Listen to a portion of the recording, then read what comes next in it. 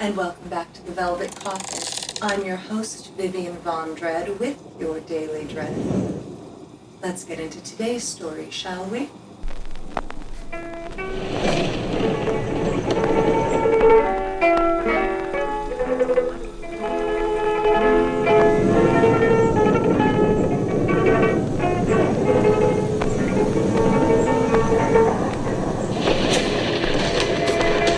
Today's story is another fairy tale by Charles Perrault. This one is titled The Fairy.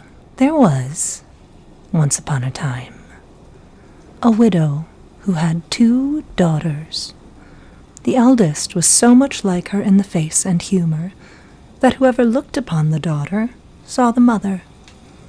They were both so disagreeable and so proud that there was no living with them. The youngest, who was the very picture of her father, for courtesy and sweetness of temper, was withal one of the most beautiful girls ever seen. As people naturally love their own likeness, this mother even doted on her eldest daughter, and at the same time had a horrible aversion for the youngest. She made her eat in the kitchen and work continually. Among other things, this poor child was forced twice a day to draw water above 1.5 miles off the house and bring home a pitcher full of it. One day, as she was at this fountain, there came to her a poor woman who begged of her to let her drink.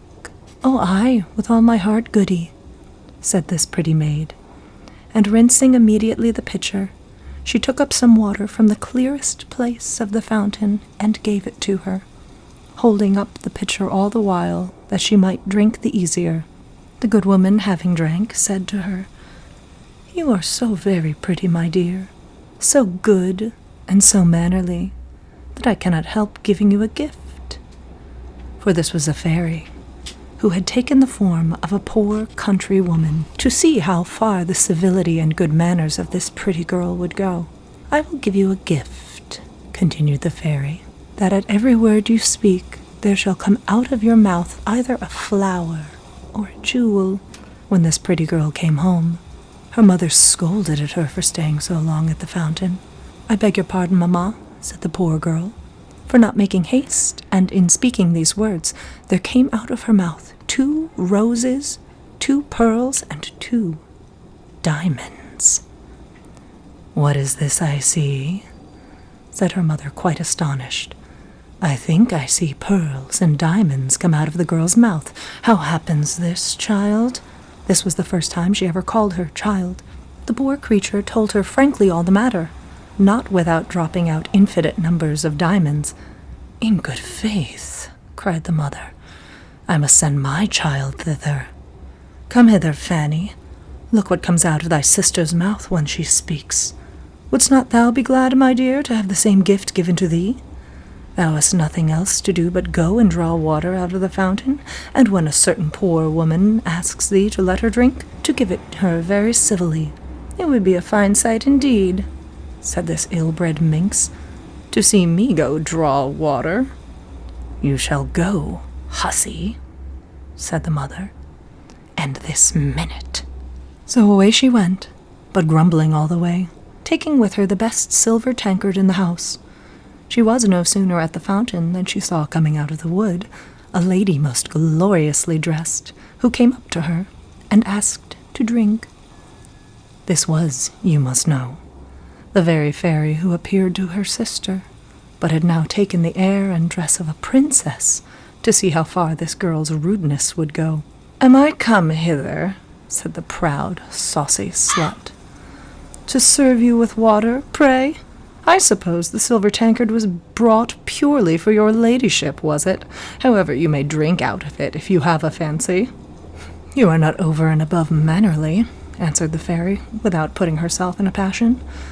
"Well then, since you have so little breeding and are so disobliging, I give you for gift that at every word you speak there shall come out of your mouth a snake or a toad." So soon as her mother saw her coming, she cried out, "Well, daughter, well, mother, answered the pert hussy, throwing out of her mouth 2 vipers and 2 toads. "Oh, mercy!" cried the mother. "What is it I see?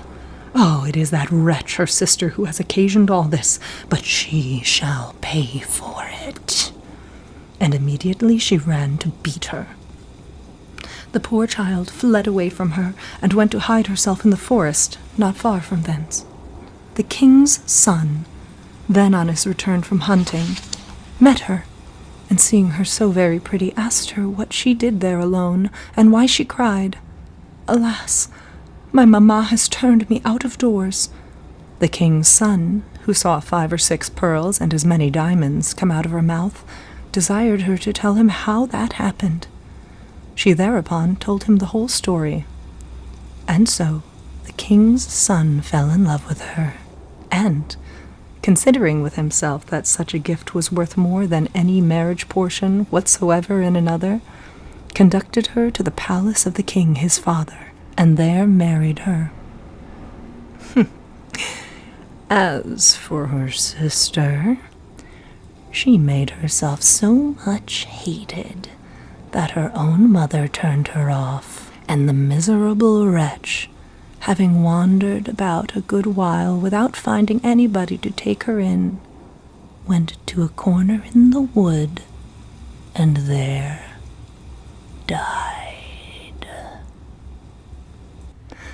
Ooh, spooky. Perrault was really throwing around those hussies and sluts, wasn't he? Thank you once again for visiting the Velvet Coffin. I'm your host, Vivienne Von Dread, with your daily dread. Now, goodbye. Get out. See you tomorrow.